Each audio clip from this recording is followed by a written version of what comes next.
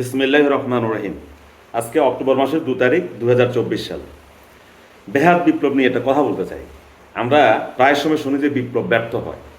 আসলে বিপ্লবটা কখন ব্যর্থ হয় আর কখন সফল হয় সেটা নিয়ে একদম সংক্ষিপ্তভাবে আলোচনা করছি। আপনারা আমার পুরো ভিডিওটা দেখবেন, অল্প সময় নেব। রাশিয়া, চীন, কিউবা এইসব দেশে যখন বিপ্লব হয়, বিপ্লবে যারা নেতৃত্ব দিয়েছে তারা আগেই ঠিক করে রেখেছে বিপ্লব যদি সফল হয় তাহলে তারা কোন কাজগুলো করবে, রাষ্ট্রের কোন কাজকে তারা অগ্রাধিকার দেবে। এইভাবে তারা আগেই ঠিক করেছে, কারণ তাদের মধ্যে একটা সুচিন্তিত একটা চিন্তাভাবনা ছিল। রাশিয়াতে লেনিন, কিউবাতে ছিল একজন, তারপর চীনে হলো মাও সেতুং, ও কিউবাতে ফিদেল কাস্ট্রো।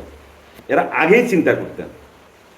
দুর্ভাগ্য হলো আমাদের কোনো মুসলিম দেশে বিপ্লব হওয়ার পরে ওই বিপ্লবটা ব্যর্থ হয়ে যায়।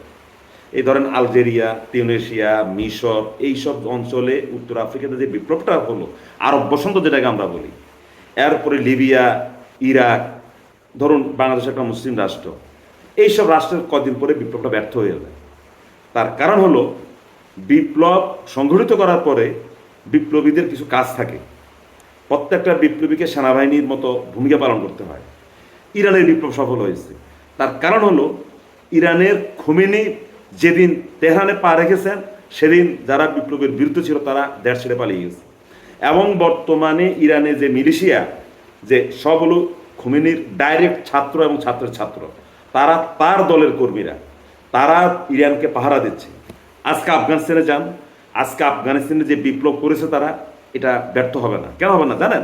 কারণ যে সকল তালেবান যোদ্ধা ছিল, প্রত্যেকটা তালেবান যোদ্ধাকে আফগানিস্তানের বর্তমান যে ইসলামী সরকার তারা কাজ দিয়েছে। হয় তারা পুলিশ, না হয় তারা বাজার তদারকি বা বিভিন্ন ধরনের তদারকি তাদেরকে দিয়েছে। এই কারণে আফগানিস্তানের বিপ্লবটা ব্যর্থ হবে না, যেমনিভাবে ব্যর্থ হয়নি ইরানের বিপ্লব। কিন্তু বাংলাদেশের বিপ্লব নিয়ে সবাই সন্দেহ করতেছে যে 5ই আগস্টের যে বিপ্লব হয়েছে এটা ব্যর্থ হবে। হবে এই কারণে যারা এই বিপ্লবে অংশ নিয়েছে তাদেরকে আমরা কাজ দেই নাই, তাদেরকে কাজ দেয় নাই, যার কারণে তাদের একটা অংশ এখন চাঁদাবাজি, দখলদারিত্বে বা কারো জমি দখল করবে সেখানে গিয়ে সহায়তা করা, ওখানে গিয়ে তাকে বের করে দেওয়া, হেডমাস্টার উঠানো, হেডমাস্টার বসানো, গাছ কাটা, গাছের ডাল কাটতে বলা হয়েছে, ওটা গাছ কেটে ফেলা। কোনো সমন্বয়কের একজন সমন্বয়কের বাবা শুনেছি, সত্যতা জানি না, অমুক প্রিন্সিপালকে সরাইতে হবে, অমুক প্রিন্সিপালকে আনতে হবে। এরা চলে গেছে এখন, এটি সবার কথা বলি না আমি, সমন্বয়ক কোনো সমন্বয়ক চলে গেছে এখন চাঁদাবাজিতে। এবং কোনো সমন্বয়ক এমন কাজ করছে যেটা অভিযোগ আসছে, যেটা এই চিন্তার বাহিরে। তাহলে বাংলাদেশে তো বিপ্লবটা ব্যর্থ হবে। 5ই আগস্টের পরে আমাদের কাজটা কি ছিল? দেশ গঠন, ছাত্ররা চলে যাবে লেখাপড়া করতে। এখন আমরা কি করতেছি? পুরো বাংলাদেশে আমরা এখন কাওয়ালি শুরু হয়েছে। কাওয়ালি গেছে, আমি কাওয়ালি অপরাধ না, কাওয়ালি কোনো মুসলমান গান, এটা হলো সুফিদের গান, এটা সুন্নি শিয়া টিয়া বুঝি, এটা সুফিদের গান। যারা কাওয়ালির ইতিহাস জানা না, ভিন্ন একটা ভিডিও করবো। কাওয়ালি সারা বাংলাদেশে এখন কাওয়ালি শুরু হয়েছে।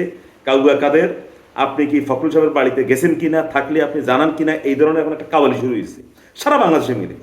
আমাদের মূল ফোকাস যেখানে ছিল, যে আমাদের যারা বিগত সরকারের ফ্যাসিস্টের যারা টাকাগুলো আত্মসাৎ করেছে, তাদের কাছ থেকে যে টাকাগুলো আমরা এনে কীভাবে আনবো, এনে আমাদের কোষাগারে রাখবো, না, শুরু হয়েছে পাইকারি মামলা, উল্টাপাল্টা মামলা, যার বিরুদ্ধে অভিযোগ নাই তাকেও মামলায় ঢুকানো, তার থেকে চাঁদা নেয়া, একটা হুলুস্থুল কাণ্ড বাংলাদেশে।